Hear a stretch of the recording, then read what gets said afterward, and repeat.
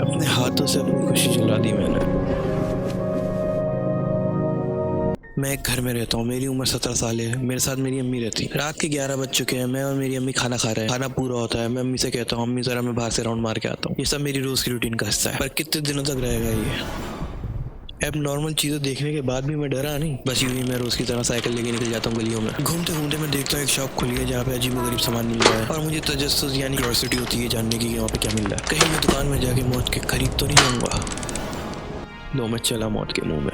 मैं अपनी साइकिल को एक पुल से बांधता हूँ, दुकान का रुख करता हूँ। शॉप पे काफी ओल्ड कीमती सामान है, मैं सिर्फ खड़ा होकर वहाँ पे देख रहा हूँ। आज से पहले इतनी कदीम चीजें मैंने पहले कभी नहीं देखी थी। मेरी नजरें कदीम चीजों पर है। इतनी देर में दुकानदार की आवाज आई, बेटा तुम्हें क्या चाहिए बोलो, मेरा दुकान बंद करने का टाइम हो गया है। मैंने बोला अंकल मुझे चाहिए तो कुछ नहीं, और यहाँ कुछ ऐसा है भी नहीं जो मैं ले सकूँ। फिलहाल मेरे पास इतने पैसे ही नहीं है। दुकानदार जवाब में बोलता है कोई बात नहीं, सुनो मेरे बेटे की आज कुछ तबीयत ठीक नहीं थी, वो घर पे आराम कर रहा है, क्या तुम शॉप बंद करवा दोगे मेरे साथ? मैंने जवाब दिया मुझे माफ करें अंकल, मेरी अम्मी घर पर इंतजार कर रही होंगी, मुझे जाना होगा। दुकानदार मुझे कहीं मार तो नहीं देगा? काफी सनकी लग रहा है मुझे वो। शैतान के करीब जा रहा हूँ मैं। दुकानदार अपनी दुकान से एक कदीम किताब उठाता है और मुझे कहता है कोई बात नहीं बच्चे, अगर तुम थोड़ी मदद करवा देते तो मैं तुम्हें ये किताब दे देता। इसमें क्या दिलचस्प कहानी है। मैं लालच में आ गया, दुकान बंद करवा दी मैंने, बदले में किताब ले ली। मुझे लग रहा है कुछ बुरा होने वाला है मेरे साथ। घर के सारे रास्ते बंद हो गए मेरे लिए। मैं अपनी साइकिल पकड़ के घर की तरफ रवाना होता हूँ। रास्ते में महसूस करता हूँ जैसे मैं अकेला नहीं हूँ और लोग साथ हैं सफर में मेरे साथ, पर हकीकत इसके बरक्स है, मैं अकेला ही हूँ। मैं जब घर के करीब पहुंचा, वो किताब जो कि दुकानदार ने दी थी वो गायब हो गई। मैंने मोड़ के पीछे सड़क की तरफ देखा तो वो सड़क पे पड़ी हुई थी। मैंने जाकर उठा ली। मुझे लग रहा है ये मेरा वहम है, शायद मेरे जहन में नहीं रहा होगा ये किताब गिर गई, पर नहीं, जब जब मैं घर के करीब पहुंचता हूँ तो यही होता है मेरे साथ। लगता है मैं अब कभी अम्मी से नहीं मिल पाऊंगा।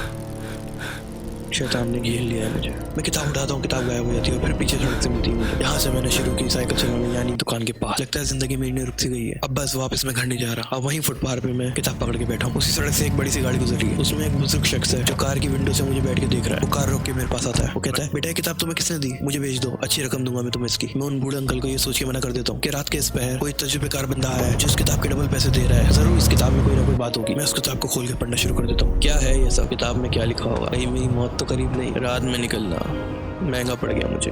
किताब का खुलासा है प्यार से रहो, नफरत ना करो और लालच से बचो। अब मैं सोच रहा हूँ टाइम ज़ाया किया मैंने।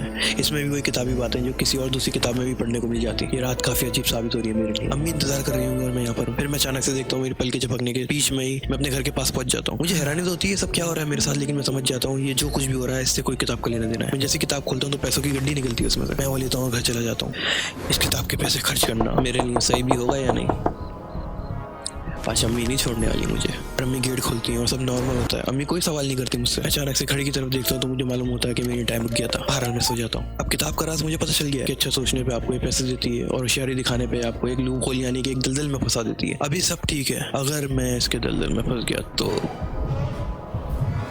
मुझे अपनी तबाही दिख रही है। मेरे कई दिन अच्छे गुजरे, फिर एक दिन मेरे घर में मेहमान आए। उस दिन से मेरी किताब नहीं मिल रही थी। मुझे पता चला मेरी एक छोटी कजन को वो किताब पसंद आई तो अम्मी ने उसको पढ़ने को दी, पर उस किताब का राज मेरी कजन को बिल्कुल नहीं पता था। और वही होता है जिस बात का डर था। मेरी उस कजन को अपने रिश्तेदारों की, अपने दोस्तों की, दूसरों की बुराई करने की आदत थी। अब क्योंकि किताब की मालिक फिलहाल वो थी तो किताब ने उसे एक लूप होल में फंसा दिया। चोरी किताब की हुई और मुश्किलें मुझ पे आ गई। कजन की जान या उस किताब की आसाइश है। घर वालों को लग रहा था कि मेरी कज़न कोमा में चली गई। मुझे जैसे इस बात की खबर मिली मैं फौरन उसके घर पे चला गया। सबसे पहले मैंने उसके कमरे से किताब लेके अपने कब्जे में की, पर अभी भी वो कोमा से बाहर नहीं आई। लगता है मेरी गलती की कज़न सजा भुगतेगी।